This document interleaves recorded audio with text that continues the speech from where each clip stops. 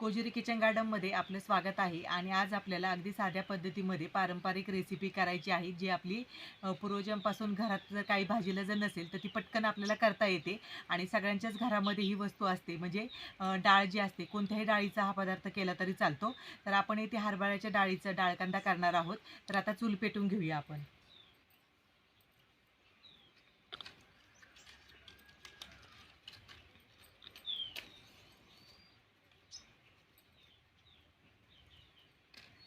आणि जास्त काही वेळ पण लागत नाही करायला, पटकन होते.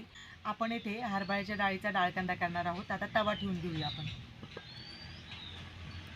तर इथे तुम्ही कोणतीही डाळ घेऊ शकता, मसूरची घेऊ शकता, मुगाची डाळ घेऊ शकता. इथे मुगाची डाळ पचायला देखील हलकी असते, परंतु आज इथे हरभऱ्याच्या डाळीचा डाळकांदा मी तुम्हाला दाखवणार आहे.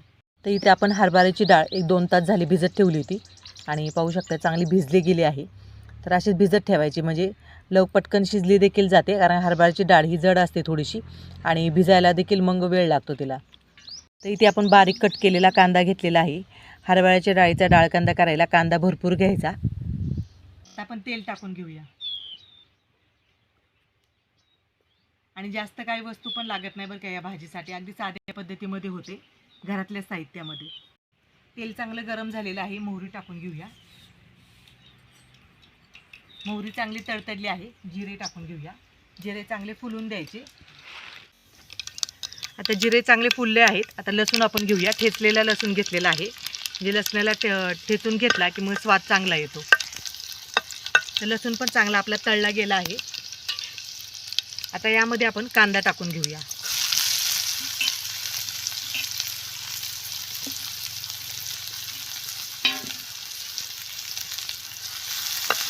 कांदा आपल्याला चांगला मऊसूद असा करून घ्यायचा आहे.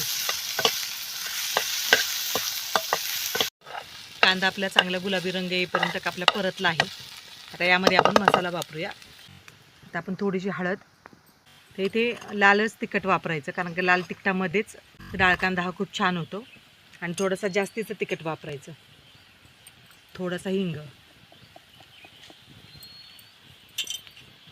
परतून घेऊया आपण.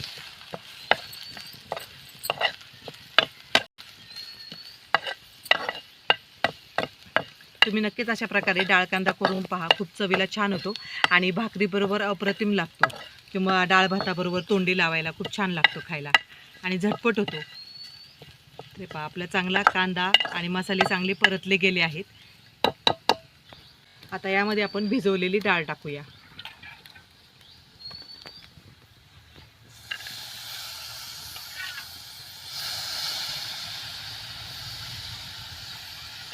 तर डाळ आपण परतून घेऊया.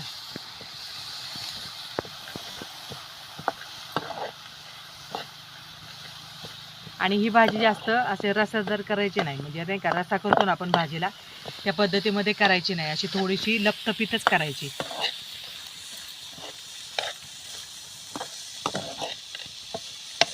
चांगली परतली गेली आहे. आता यामध्ये आपण पाणी टाकूया.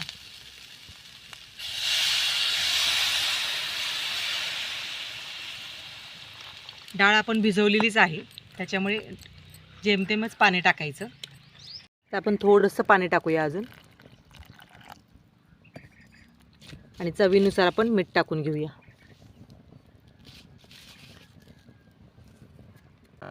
तर ढवळून घेऊया आपण थोडंसं. झाकण ठेवूया. एक 5 मिनिटांनी पाहूया. आता 5-10 मिनिटं झालेली आहेत. आपण झाकण काढूया. डाळ आपली चांगली शिजली गेली आहे. तर हा डाळकांदा चवीला खूप छान लागतो. तर आपल्याला डाळ जास्तीची पण शिजवायची नाही, अशी बोट चेपेपर्यंत झाली ना, म्हणजे जास्त गाळ पण नाही करायचा.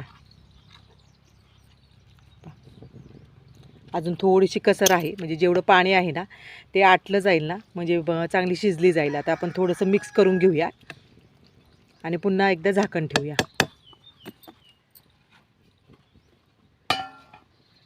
एक 2-3 मिनटं मंद आचेवरती ठेवूया. डाळ कांदा चांगला करून घ्यायचा आणि चांगली शिजली आहे आता डाळ. खाली उतरून घेऊया आपण.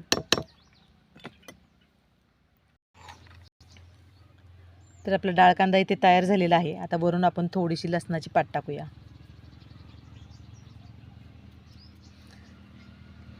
बघा दिसायला किती सुरेख दिसत आहे, तसंच चवीला खूप छान होते. तुम्ही नक्कीच अशा प्रकारे डाळ कांदा करायला अजिबात विसरू नका. असा घट्टच करायचा, लपतपीतच करायचं म्हणजे छान लागतं.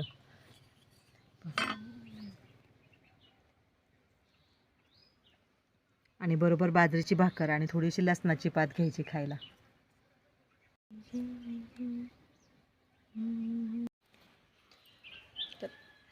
तर आपला डाळ कांदा इथे तयार झालेला आहे आणि भाकरीबरोबर खूप छान लागतो. आणि असं लपतपीतच करायचं, जास्त पाणी नाही वापरायचं.